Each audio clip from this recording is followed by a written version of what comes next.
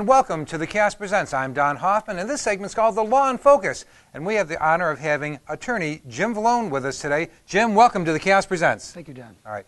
And here on The Law in Focus, we like talking about issues that might affect you that concern the law. Okay. One of the things that was asked of me recently is, how do I handle a traffic stop? Like when a cop pulls me over and I didn't do anything wrong, I don't have to answer any of his questions. Jim, what's really the right way? Because most police officers are doing a fabulous job and have nothing on their mind other than doing their job and public safety.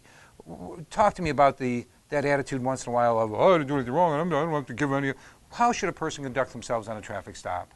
Well, I think that's good. As the former prosecutor of the town and a defense attorney for several years, the best thing to do is to cooperate with the police department in terms of being polite, answering their questions, things of this sort, if there's an accident or if there's a vehicle and traffic stop. Of course, if you have a situation where, unfortunately, using alcohol or things of that nature, you want to be somewhat careful in terms of what the potential statements would be and things of this sort before speaking to a lawyer. But, for instance, if there's a minor routine traffic incident and there's some property damage, you want to make sure that it gets reported correctly from your standpoint, because there's insurance ramifications for potential property damage cases and potential personal injury cases as well. Okay, all right. So, but basically, sometimes, people are very intimidated when they get pulled over by the police because they don't get pulled over by the police all the time.